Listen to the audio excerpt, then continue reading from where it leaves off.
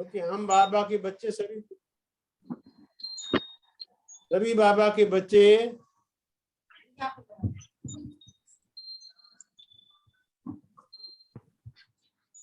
हम बाबा के बच्चे ये सबको कहते हैं कि हम आने वाली दुनिया, जो सतयुग की दुनिया है, उसके अंदर देवी देवता बनेंगे। तो हम ही देवी हैं, हम ही देवता हैं। ये समय मिला है लॉकडाउन के अंदर, ये कोरोना के अंदर। कोरोना ने हमें टाइम दिया है, कोरोना ने मैं दुनिया को भले डाउन कर दिया है। इसलिए कोरोना ना तो आया हुआ है यादवों के लिए, ना है कोरोना कौरवों के लिए, और उनको तो डाउन करने का कोरोना आया है। लेकिन पांडवों के लिए कोरोना उन्नति के लिए आया हुआ है। ये बात को आप सभी याद रखना।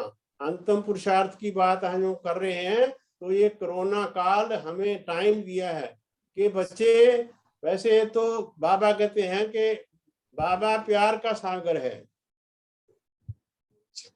और वो सारी दुनिया के बच्चों से प्यार करता है।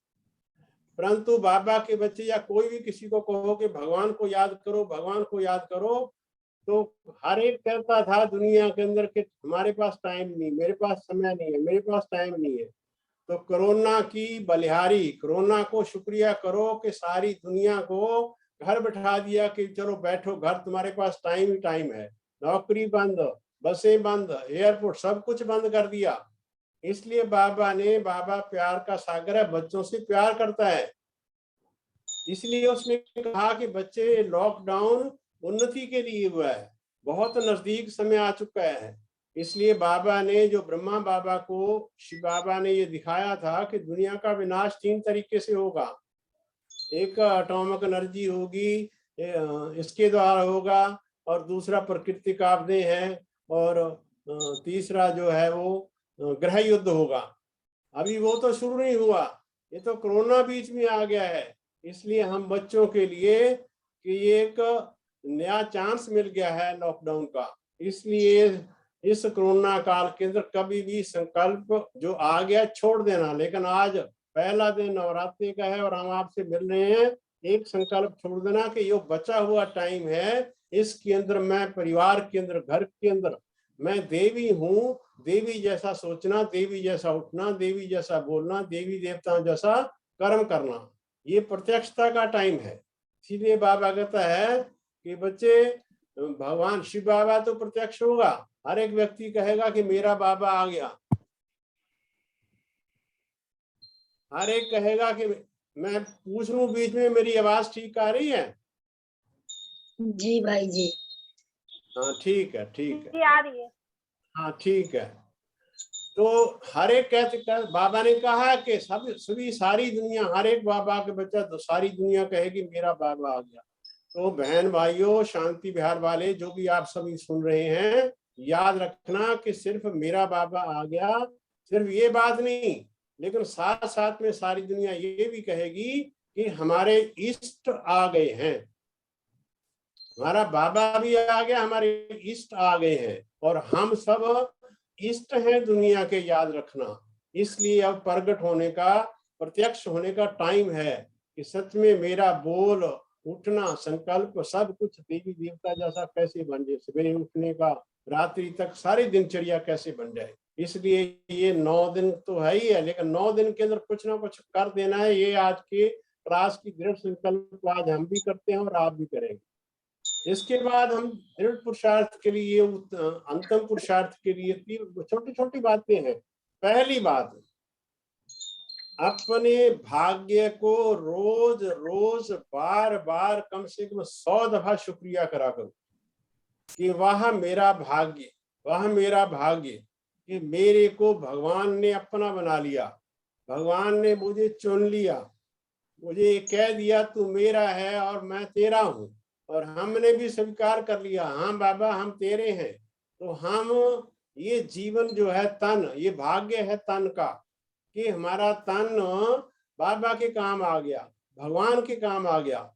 हमारी हर एक शरीर की पूरी जो इंद्रियां हैं बाबा के काम आ गई हैं।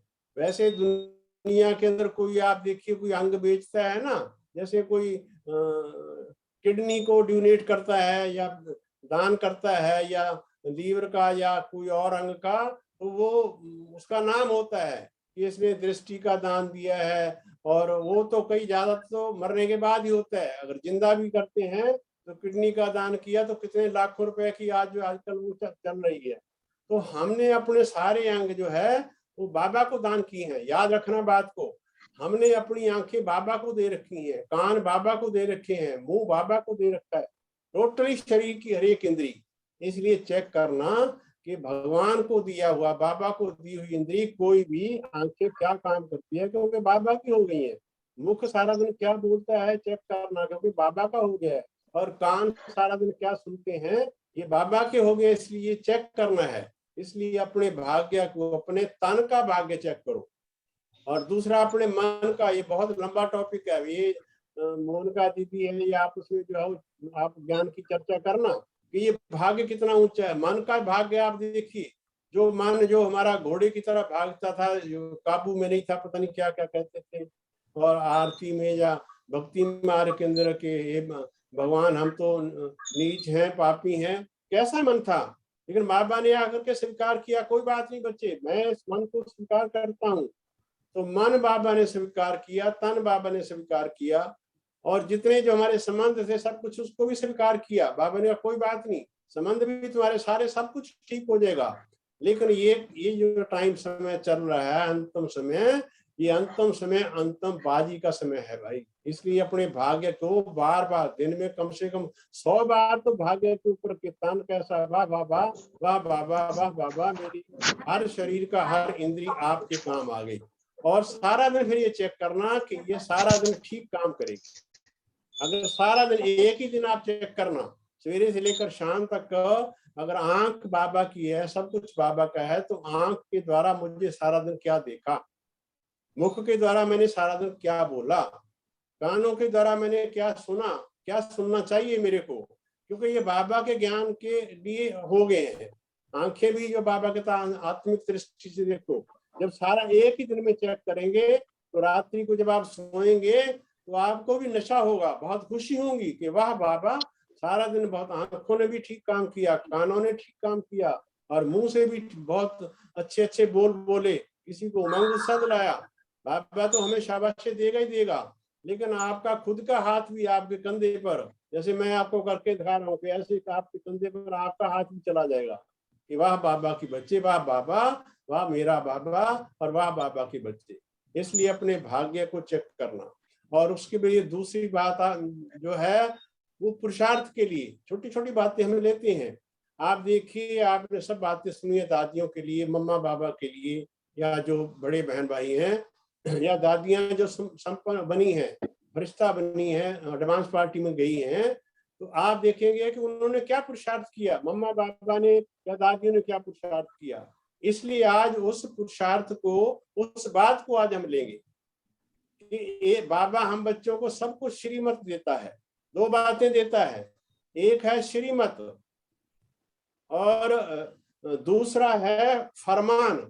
दो शब्दों को याद रख लेना, डायरी पेंसिल हो तो नोट भी करते रहना। एक है श्रीमत।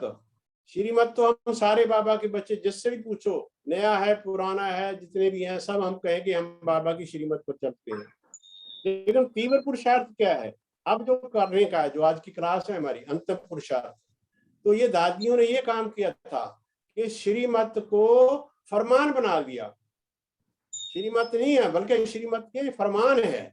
जैसे सवेरे उठना, योग करना, ये श्रीमत है, लेकिन इसको फरमान बना लो कि भी सवेरे का योग ये फरमान है। इसलिए साकार मुरली के अंदर आप देखो, पता कि जब यज्ञ शुरू हुआ था तो बहुत विघ्न आते थे, तो दादियां या चिट्ठी लिखते थे, बाबा ये विघ्न आए हैं, पवित्रता का या अन्य जो है सात्विका ने ये नहीं खाने देते, इसमें विघ्न आते हैं सारे। तो बाबा कहता था बच्चे फरमान है तेरे को, सात्विक अन्न तेरा खाना ही फरमान है, पवित्र रहना ये फरमान है। इसलिए आज से श्रीमत तो है ही है बाबा की, कि मुरली सुनना है, योग करना है, दिन भर बोलना करना, दफ्तर जाना, सब कुछ ठीक करना। लेकिन ये फरमान है कि भी आपको दफ्तर में कैसे काम करना है, घर में कैसे काम करना है, भोजन कैसे बनाना है, भोजन कैसे खाना है, और कैसे बातचीत करनी है। तो अगर ये फरमान को हम कर लेंगे कि श्रीमत नहीं है बल्कि ये फरमान है, मुरली सुननी है, चाहे ऑनलाइन सुनते हैं, कैसे भी आप सुनते हैं, मुरली सुननी जरूर है, चाहे ऑनलाइन सुनो चाहे कैसे भी सुनो। लेकिन ये फरमान है कि बच्चे मुरली कैसे सुननी है, मुरली सुनने का तरीका कैसे है।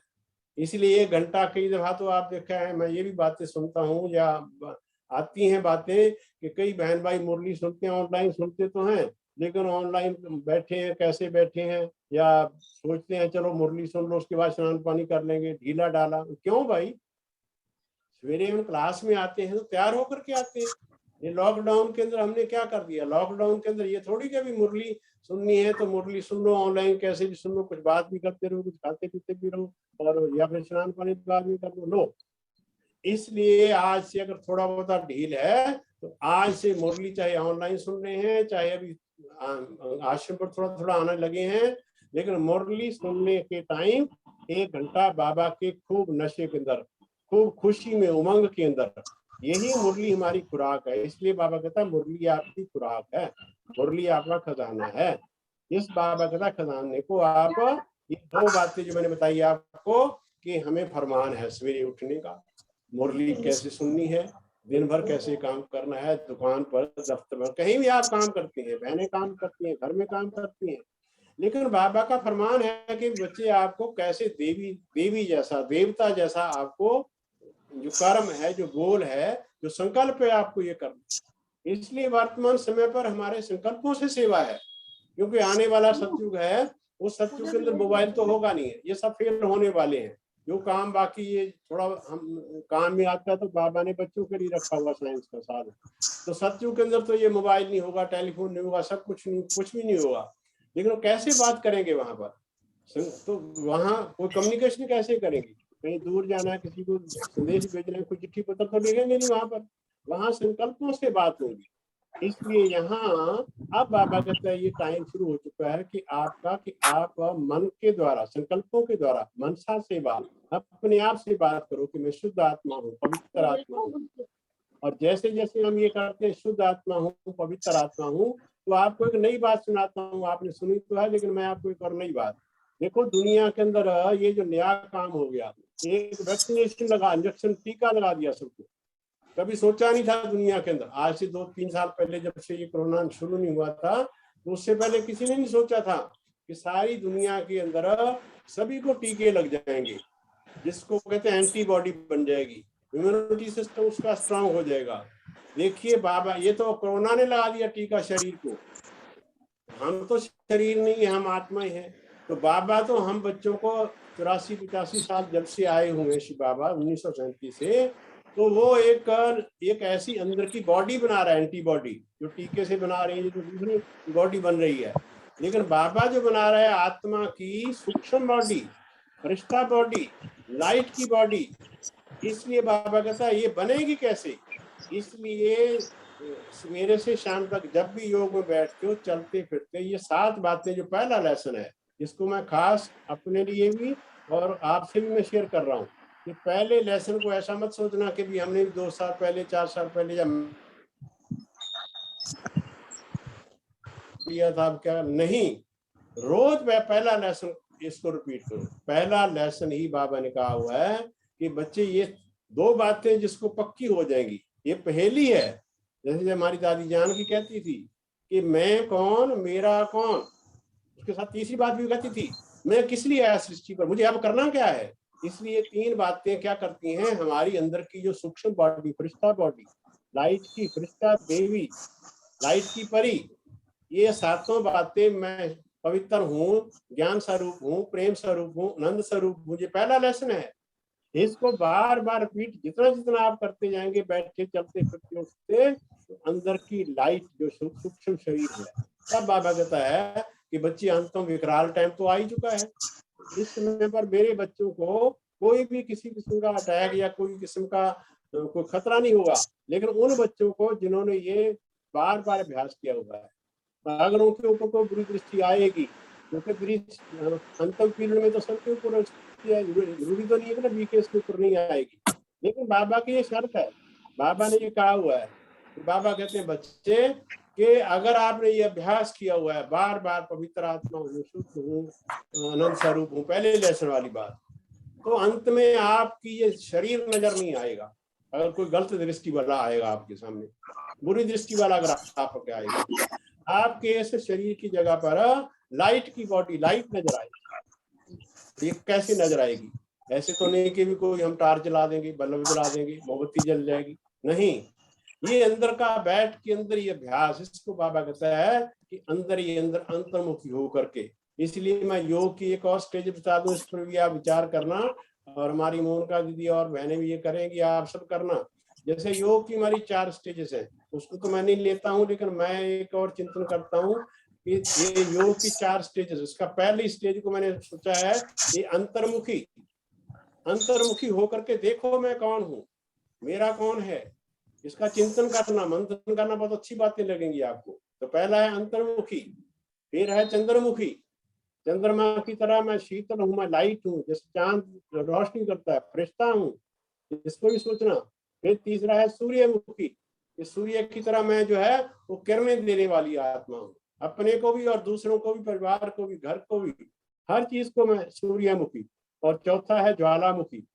ज्वाला माना कि मैं आत्मा, जैसे अभी भी ये नवरात्रों के अंदर एक ज्वाला देवी का भी बनेगा, यादगार बना हुआ है।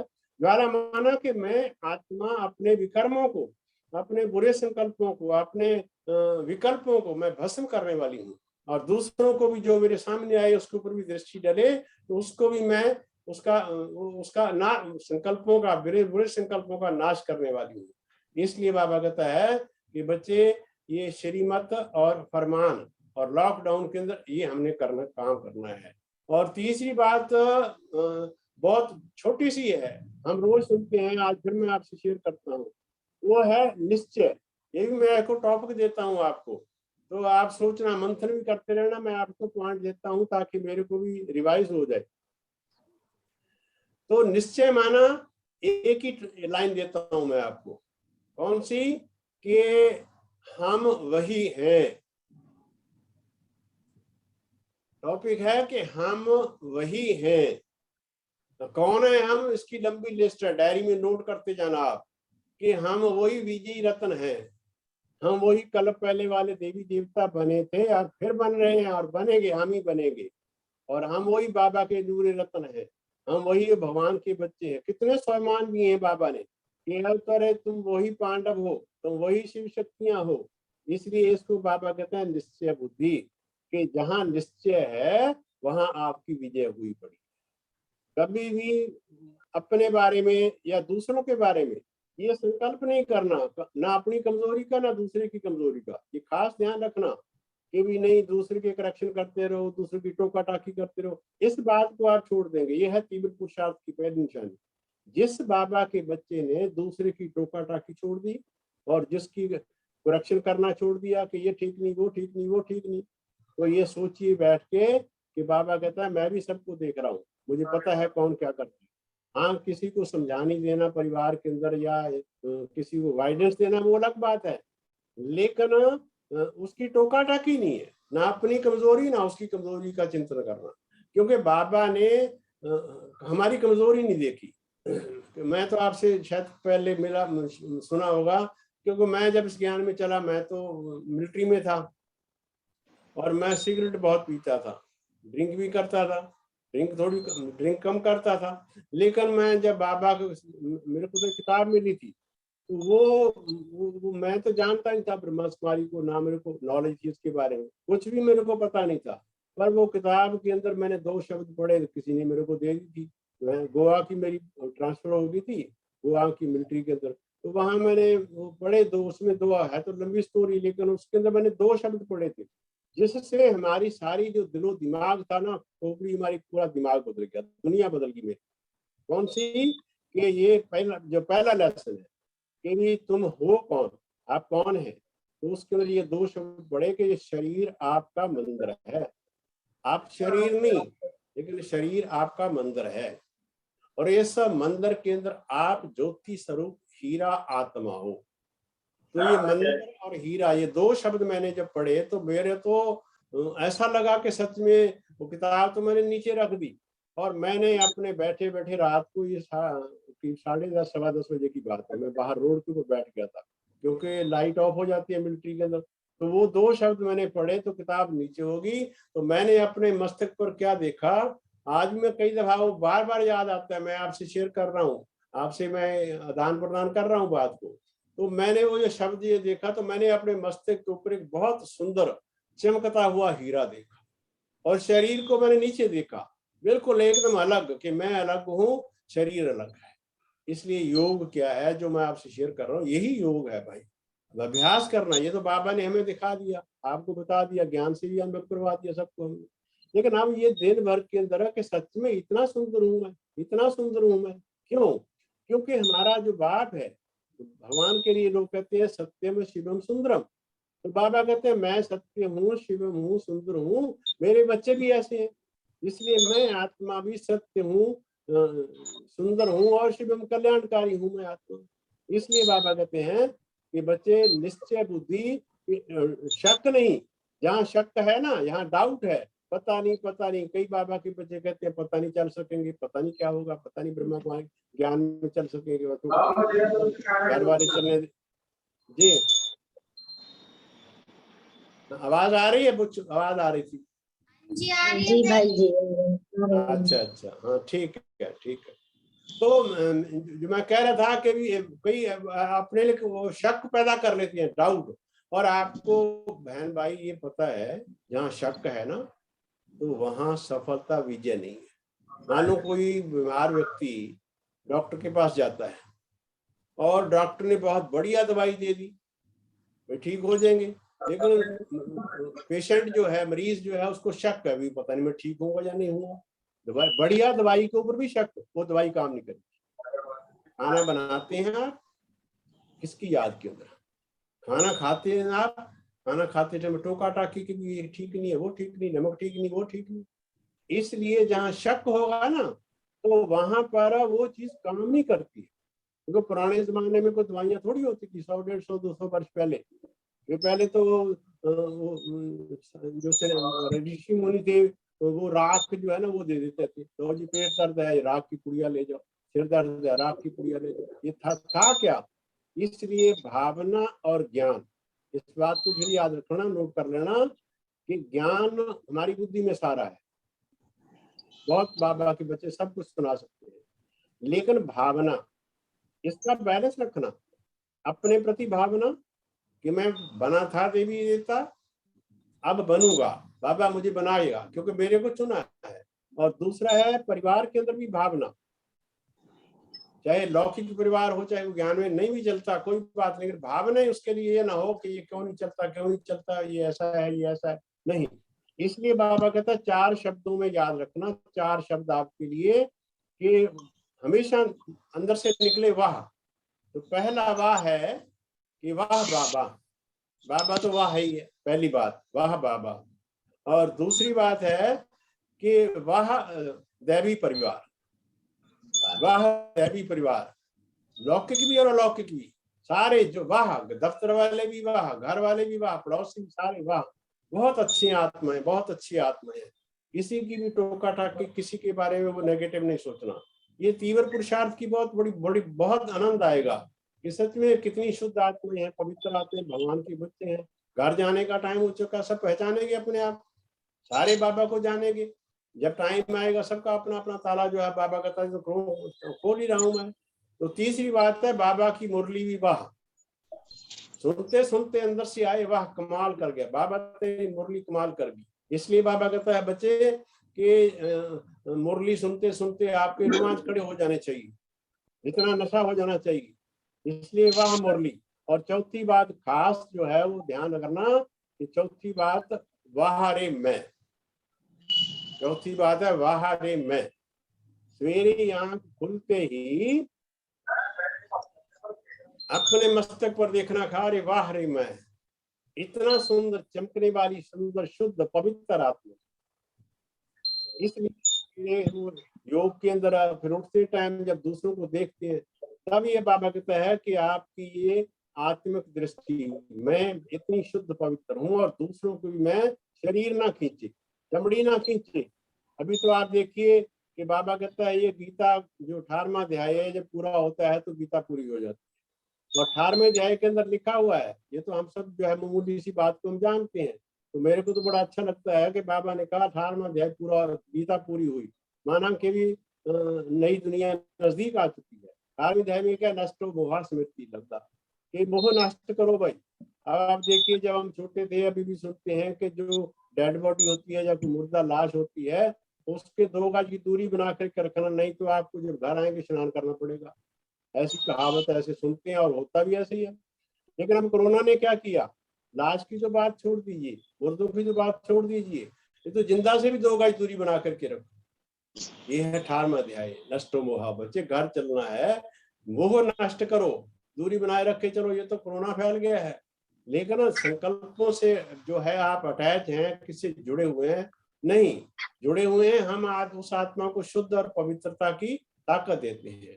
तो इसलिए ये निश्चय बुद्धि, इसका टॉपिक बहुत लंबा है, और भी आप चिंतन करना, आपको बहुत लगेगा कि सच में निश्चय, अपने में भी निश्चय। ये चारों बातें जो मैंने बताई है, हर आत्मा के ऊपर निश्चय, ड्रामा में निश्चय, बाबा में निश्चय, मुरली पर निश्चय, एक एक शब्द के ऊपर निश्चय। और इसके आगे वाली बात जो है, एक छोटा सा और पॉइंट है। बाबा ने कहा कि तुम साल्वेशन आर्मी हो। अंग्रेजी में बाबा कहता है कि तुम सेना हो। जैसे किसी देश की सेना होती है, तो वो देश पालता है सेना को। कईयों के पास 10 लाख है, 20 लाख है, हर एक देश ने पाल रखी है, सेना बना रखी है। क्यों? क्योंकि दूसरा देश जब कोई हमला करे या इमरजेंसी लग जाए, तो वो सेना खड़ी हो जाती है। उनको काम होता है कि भी आप उसको हमले को या सुरक्षा करो, आप देश की सुरक्षा के लिए होता है। और अब तो बाबा क्या कहता है, बच्चे कोरोना काल ने क्या किया कि मेरे बच्चे जो है साल्वेशन आर्मी, शिव शक्ति सेना, आप खड़े हो जाओ, अपना बचाव करो और दूसरी आत्मा का बचाव करो। बड़ी दृष्टि खराब हो चुकी है, वातावरण खराब हो चुका है, एनवायरमेंट खराब हो चुके हैं, चारों तरफ वातावरण का आप देखिए कि क्या हाल हो चुका है। इसलिए उनके बारे में ना सोच करके, विनाश तो होना ही होना है, परिवर्तन तो शुरू हो ही चुका है, बिल्कुल सामने हम देख रहे हैं। लेकिन अब इसको अपने में देख के कि सच में मेरा अभी क्या ड्यूटी है। मैं बाबा की सेना के अंदर हूँ, मैं वो सिपाही हूँ कि सुरक्षा करने वाला हूँ, अपने भी परिवार की भी। इसलिए जैसे आंख सवेरे खुलती है या दिन भर चलते हैं, तो सारा कमरा, जैसे कोई अंधेरा होता है, लाइट चली जाए, तो आप देखेंगे जब लाइट चली जाती है तो सारे व्यक्ति बैठ जाते हैं घर के अंदर, कोई काम नहीं कर सकता।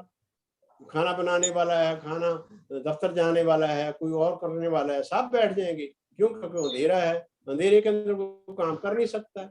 और कोई भी एक व्यक्ति उठ करके कोई मोमबत्ती का टुकड़ा जला दे, सारे काम पर लग जाएंगे। यही बाबा का ज्ञान है, यही योग है कि तुम मोमबत्ती की तरह जग जाओ, तुम्हें अपने खुद भी रोशनी मिलेगी और दूसरे भी अपने आप काम के ऊपर लग जाएंगे। इसलिए बाबा कहता है तुम साल्वेशन आर्मी हो। और उसके बाद बाबा एक छोटी सी और बात कहता है, अभी आपका टाइम भी मेरे को बता देना, मेरा 40 मिनट में मुझे कहा था, लेकिन 1-2 पॉइंट में आपको ले लेता हूँ। तो बहुत छोटी सी बात, बहुत छोटा सा पुरुषार्थ है, बहुत आनंद वाला है, बहुत अच्छा लगेगा आपको। कि साकार मुरली के अंदर बाबा कहता है कि आपके ये 4 हमारे सब्जेक्ट हैं, ज्ञान, योग, धारणा, सेवा। ये चारों किस बच्चे के तीव्र पुरुषार्थ किसका होगा? बहुत छोटी सी बात है। ऐसे तो बहुत बातें हैं कि भी नष्टो मोहा बने, हम जो है बाबा की याद में रहे, और सारा दिनचर्या, ये बहुत बातें आती हैं, शरीर गुण का अभ्यास करें, कृष्ण का अभ्यास करें, ये सब बातें हैं। लेकिन एक छोटी सी बात हम आपसे शेयर करना चाहते हैं। बाबा एक बात कहता है मुरली, क्या कि बच्चे तुम ये बन जाओ, ये शब्द कहता है, तुम ये बन जाओ और बाकी काम मैं तुम्हारे सारे करूंगा, फिर पुरुषार्थ हो जाएगा। वो अब याद करना, मैं बता रहा हूँ आपको कौन सा शब्द बाबा कहता है। इस पर बहुत बात करेंगे, मैं एक ही शब्द बाबा कहता है, वो कौन सा है जो मुरली में रोज सुनते हैं। मुरली का पहला शब्द है कि बच्चे, मीठे बच्चे। मीठा शब्द भी छोड़ दो, बाबा कहता है बच्चे बन जाओ। जब तुम छोटे बच्चे बन जाओगे, तो छोटे बच्चों की जो ड्यूटी होती है वो काम नहीं करते। छोटे बच्चों के सारे काम जो है उसके पेरेंट्स करते हैं, उसके माँ बाप करते हैं, चाहे उसको नहलाना हो, खिलाना हो, कुछ भी करना हो। इसलिए बाबा कहता है हम वैसे शरीर से बड़े हैं, ड्यूटी संस्कारों से, अपने विचारों से बच्चे की तरह हो जाए। जैसे छोटा बच्चा जो है, वो आपने देखा होगा, जब साल 1.5 साल का जो होता है, चारपाई पर लेटा हुआ होगा, वो खूब जो है वो अपना मस्ती मारता है या सो जाता है, खाता पीता है और सोता है और हंसता है, किसी में करप्शन नहीं करता, क्योंकि उसके अंदर से ये सातों बातें निकलती हैं पहले लेसन वाली। जो पहला लेसन हमारा है कि उस छोटे बच्चे को इसलिए हर एक व्यक्ति जो है, पेरेंट्स ले लें या घर वाले ले लें या पड़ोसी ले लें, छोटे बच्चे को उठाना चाहते हैं, तो गोद में उठाना चाहते हैं। क्यों? क्योंकि छोटा बच्चा ये सातों बातों को अपने चेहरे से फैलाता है, पवित्रता को, शुद्धता को, आनंद को, प्रेम को, जो पहला लेसन है ये। इसलिए बाबा कहता है कि तुम्हारे मुख से, तुम्हारी आंख से ये चीजें जो है ये फैलनी चाहिए। छोटे बच्चे बन जाओ, अपने स्वभाव में छोटे बच्चे बन जाओ, व्यवहार में छोटे बच्चे बन जाओ। और छोटे बच्चे के अंदर आप देखें कई विशेषताएं तो बहुत होती हैं जो बच्चा होता है, लेकिन उसमें दो बातें होती हैं। तब बाबा कहता है तुम्हारे अंदर दो बातें तो बहुत बड़ी बातें आ जाएंगी। पहली बात है कि जो छोटा बच्चा, उसकी हीलिंग पावर बहुत होती है। हीलिंग माना कि अगर मानो छोटे बच्चे की कहीं थोड़ी चोट लग जाए या कोई हड्डी टूट जाए, तो वो तो 10 दिन में 15 दिन में जुड़ जाती है फटाफट, क्योंकि हीलिंग बहुत है उसके अंदर। अगर कहीं बूढ़े की टूट जाए तो वो तो जुड़ेगी नहीं, अगर जुड़ जाएगी कहीं और भी जुड़ सकती है। तो बाबा कहता है कि बच्चे के अंदर, छोटे बच्चे बन जाओगे, तुम्हारे अंदर जो हीलिंग है, तुम्हारे जो ये व्यर्थ संकल्पों की, ये सब हील हो जाएंगे, शुद्धता आ जाएगी, समर्थ संकल्प बन जाएंगे, देवताओं जैसा सोचना, फरिश्तों जैसा सोचना, सबके बारे में शुभ सोचना। तब बाबा कहता है कि बच्चे शुभ भावना, शुभ कामना रखो। कैसे रखेंगे हम?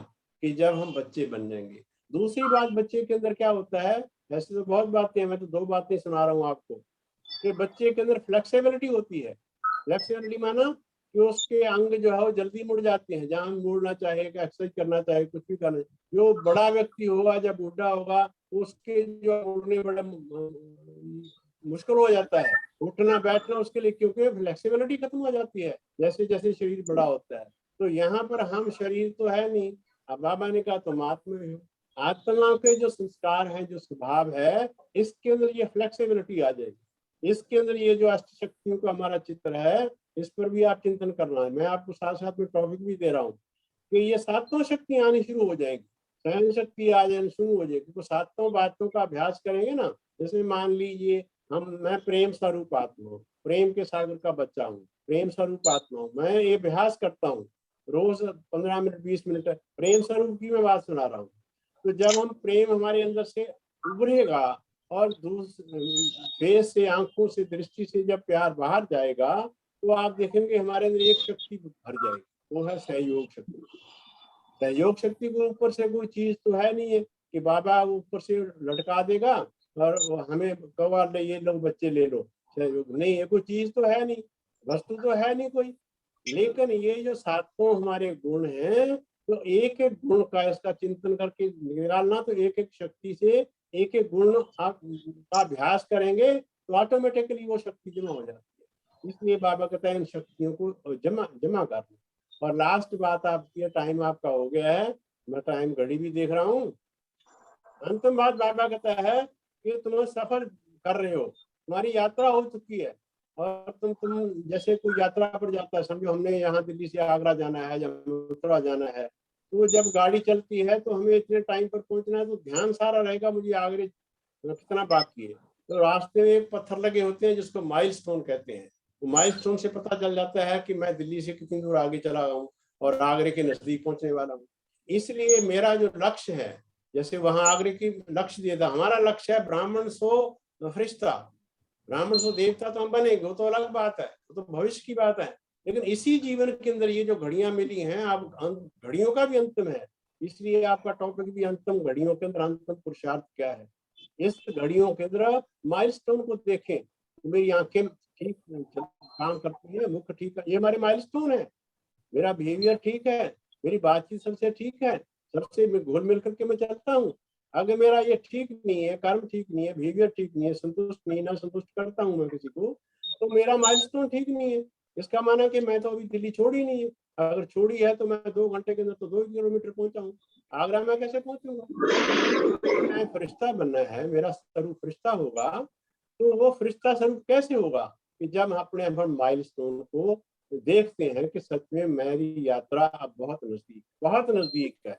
अंतम लास्ट शब्द मेरे हैं, आपसे भी, मैं अपने आप से भी कह रहा हूँ कि बहनों तथा भाइयों, आपकी मोनिका दीदी और सारी बहनें वो भी, और आपको सर्टिफिकेट दे दें, बाबा भी दे दें कि सच में ये मंजिल की बिल्कुल नजदीक आया काया सत्युग आया काया। सबको बहुत बहुत बहुत बहुत याद और ओम शांति। बहुत बहुत शुक्रिया आपका भाई जी। सभी ताली बजाते। हाँ, ताली मैंने सुन ली, आपका शुक्रिया भी, सबका भी शुक्रिया। ऑनलाइन मिले फिर साकार में भी मिलेंगे। हाँ यस, मिलेंगे। ठीक है भाई जी, थैंक यू। ओम शांति। ओके ओके, सभी को याद। ओके।